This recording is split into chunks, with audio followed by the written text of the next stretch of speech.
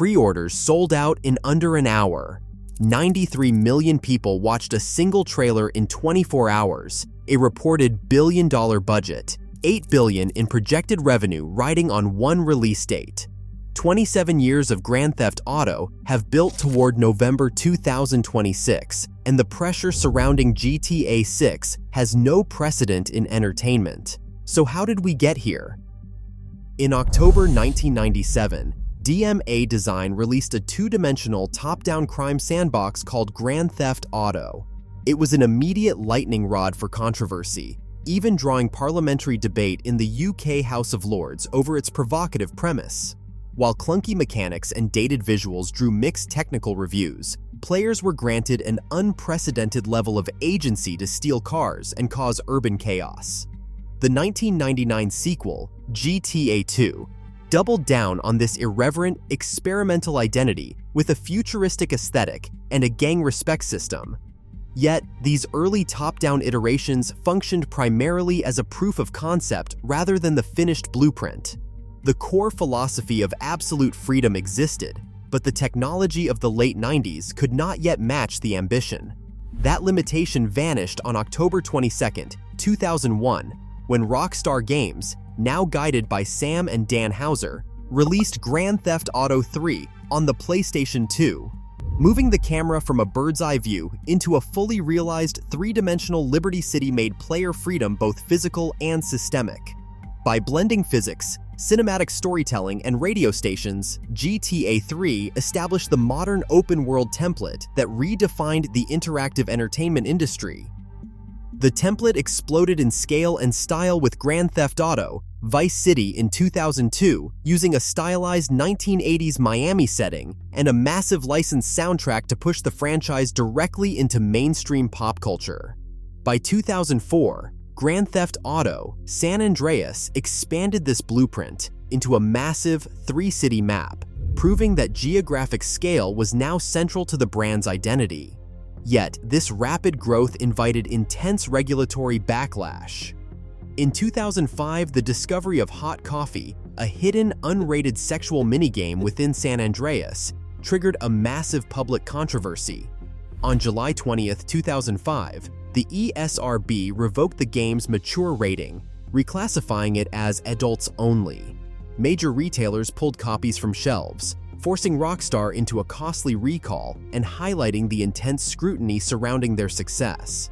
Rockstar responded with a dramatic shift in narrative tone. Released on April 29, 2008, Grand Theft Auto 4 traded cartoonish excess for gritty realism.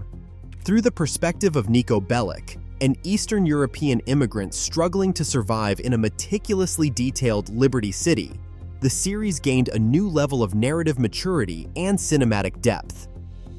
In September 2013, Grand Theft Auto 5 expanded this scale, introducing a three-protagonist structure that offered three distinct perspectives.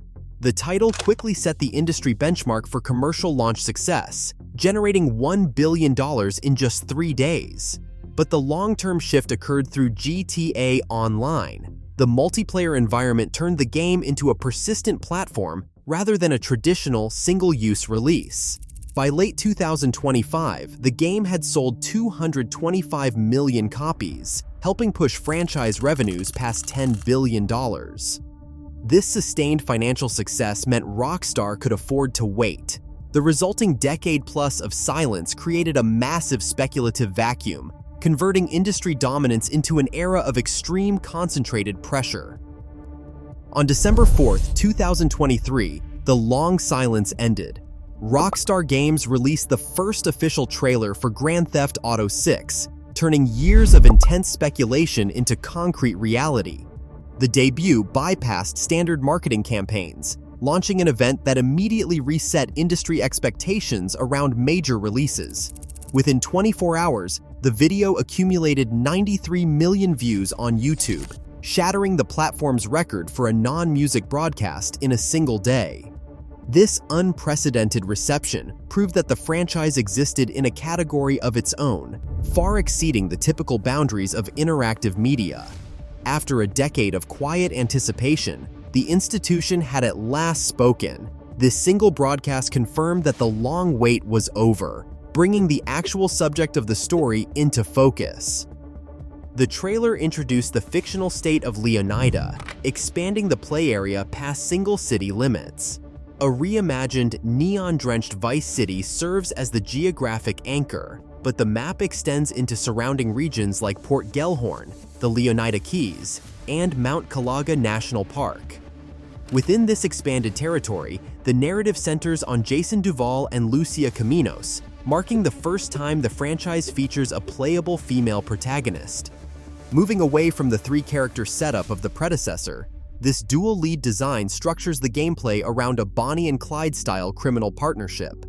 This pairing changes how missions operate, allowing players to follow intersecting storylines and coordinate street-level heists from two distinct perspectives. By tying the massive scale of Leonida to the personal friction of two cooperative leads, the game attempts to merge unprecedented environmental scope with a tightly focused, character-driven crime drama. On May 6, 2025, Rockstar Games released the second official trailer, grounding the project's massive scale in concrete, observable gameplay. Captured entirely in-game on a standard PlayStation 5 console, the footage provided direct technical proof of the custom engine's capabilities. Rather than relying on pre-rendered cinematics, this presentation revealed real-time ray-traced reflections, complex lighting, and the immense vehicle and pedestrian density of a fully simulated Leonida. The footage offered a much closer look at the relationship dynamics between Jason and Lucia, illustrating how their cooperative partnership directly drives the game's street-level criminal mechanics and heist activities. Viewers observed a dramatic expansion in environmental density and mission variety, ranging from chaotic public highways to coordinated tactical robberies. This direct look at active gameplay shifted public focus from speculative hype to documented technical ambition as perceived project size materially increased. By demonstrating actual in-engine density and broader mission design, the footage confirmed the true physical scope of the game. The ambitious scale of this virtual world soon collided with the realities of modern game development. Rockstar originally targeted a broad 2025 release window, but securing the necessary level of performance required adjusting the schedule. In May 2025, the studio adjusted the target to May 26, 2026. This initial delay was quickly followed by another schedule shift, which pushed the final arrival of the game to November 19, 2026. Rockstar publicly stated that the development team needed more time to deliver the quality players expected. While such adjustments are common for massive interactive projects, the intense public scrutiny surrounding these schedule changes reflected the unprecedented pressure on this single release. Industry analysts estimate the development budget for Grand Theft Auto VI exceeds $1 billion, positioning it among the most expensive media projects ever funded. This massive expenditure creates significant financial exposure for publisher Take-Two Interactive, which projected record net bookings of over $8 billion for the fiscal year of the release. Market analysts also project day one sales could reach 20 million copies, generating billions in immediate revenue. At these margins, the release is a corporate balance sheet event, where player anticipation translates directly into measurable financial pressure. On June 25, 2026, pre-orders for Grand Theft Auto VI officially opened, marking the first direct test of consumer demand. The initial retail allocations sold out globally within 1 hour. Early merchant data showed a heavy platform concentration, with pre-orders skewing toward the PlayStation 5 over the Xbox Series X and S by a ratio of roughly 6-to-1. This immediate, high-volume response converted years of industry expectation into measurable consumer behavior, turning the eventual release window into a real-world market event well before launch day. What lies ahead is no longer a mere product launch. It is the ultimate stress test for modern entertainment. When the simulation finally opens, the entire industry will be forced to adapt. Will it survive its own gravity? Share your thoughts in the comments.